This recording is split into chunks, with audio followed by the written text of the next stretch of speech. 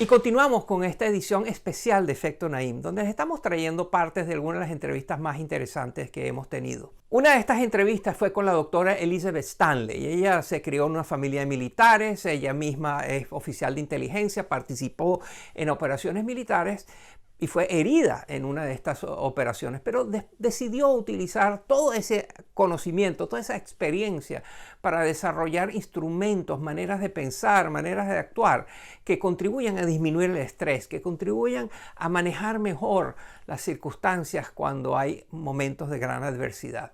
Miren, uno de los planteamientos interesantes que usted hace es conectar la polarización política que estamos viviendo en estos tiempos con el elevado nivel de estrés. Cuéntenos. We are seeing an immense amount of insecurity. Estamos viendo mucha inseguridad y ambigüedad en el planeta en este momento, y como resultado las personas están más estresadas y traumatizadas. Cuando estamos desregulados emocionalmente, nuestro cerebro de supervivencia nos controla. Esa parte de nuestro cerebro está menos propensa a llegar a acuerdos, percibe todo en términos de nosotros contra ellos, y es más probable que procese información neutral o incluso positiva con un sesgo negativo. Los políticos en muchos países le están hablando a los cerebros de supervivencia y no podremos llegar a soluciones y acuerdos mutuos mientras esa parte de nuestro cerebro se siga sintiendo insegura. La doctora Stanley tiene 3 recomendaciones muy concretas acerca de cómo enfrentar el estrés, cómo bajarlo, cómo contenerlo. Son sorprendentemente sencillas. La primera es dormir tanto como se pueda. La segunda es hacer ejercicio con mucha frecuencia. Y la tercera es estar presente, estar en el hoy, en el ahora, entender dónde está, por qué está y cómo está. La doctora Stanley habla del impacto que está teniendo sobre nuestra intimidad, sobre nuestra psicología, sobre nuestra mente, la polarización política que están viviendo todos los países. Hay una exacerbación de la pugnacidad, del enfrentamiento, del choque entre ideas, personas, grupos, partidos políticos, etc. Alguien que tiene mucha experiencia sobre la polarización es el expresidente de Colombia, Juan Manuel Santos. De esto hablé con él. Yo pensé que en el proceso de paz, las víctimas, precisamente por haber sido víctimas, iban a ser las más difíciles, que aceptaran, por ejemplo, una justicia transicional, que aceptaran que a los victimarios se les diera algún tipo de beneficio jurídico.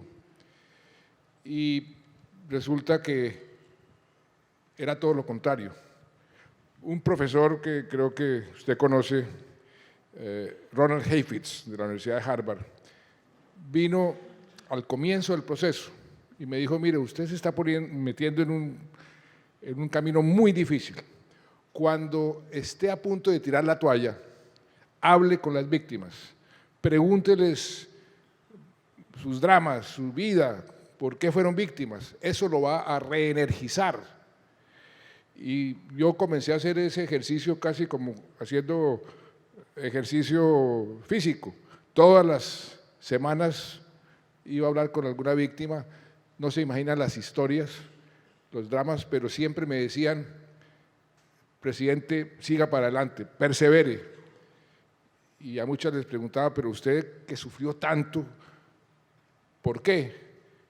Y me decían, porque no queremos que otros sufran lo que nosotros sufrimos.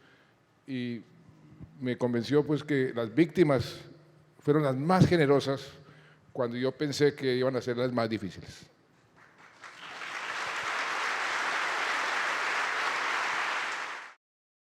En su conversación conmigo, el presidente Santos compartió escenas muy conmovedoras de las víctimas de la violencia, lo que sucede cuando las familias son rotas, cuando hay asesinatos, secuestros, etc. La violencia como parte de la vida cotidiana es algo que ha estado con nosotros desde demasiado tiempo. De esto es lo que escribe también otra de mis invitadas, a la que entrevisté, que se llama María Arana. Habla de la violencia en América Latina, del legado de violencia que tenemos, que somos de las sociedades más propensas a asesinar a nuestros compatriotas. Miren lo que nos dice al respecto María Arana, una muy respetada escritora. ¿Será que nuestra dolorosa historia se manifiesta en nuestro carácter de cierta manera? Los estadounidenses, por ejemplo, creen que Estados Unidos es un país excepcional y que pueden exportar su grandeza al resto del mundo. Nosotros, los latinoamericanos, no nos sentimos grandes, no nos sentimos excepcionales y no creemos que podamos exportar nuestro excepcionalismo a otros países. Yo creo que hay algo que heredamos a través de nuestra historia que nos hace así. Y esa es una afirmación muy controversial que usted hace, que usted mantiene, y que ha habido críticos que han cuestionado esa visión. Le voy a mostrar una de sus críticas. Mire. El aspecto más preocupante de su libro es la repetida afirmación de que la violencia está de alguna manera en la sangre de todos los latinoamericanos. Este es un pensamiento peligrosamente reduccionista y esencialista que raya en llamar a todos los latinos hombres malos, para utilizar las palabras de Donald Trump. ¿Qué le responde usted a esto? Yo diría que este es uno de mis grandes miedos, pues lo último que quiero transmitir es que somos inherentemente violentos. Creo que somos víctimas inherentes de la violencia. Hemos sido víctimas de la violencia por parte de potencias extranjeras, por parte de las fuerzas coloniales e incluso mucho antes, cuando las tribus indígenas se conquistaban unas a otras. La violencia nos ha pasado a nosotros. Claro que los latinoamericanos somos personas cálidas, amables y buenas. Nosotros valoramos mucho la familia y la cultura. Todas estas son cualidades positivas, pero no estoy hablando de eso en el libro. Estoy hablando de los eventos y fuerzas que cambiaron nuestra estructura política y social. The political structure or the social structure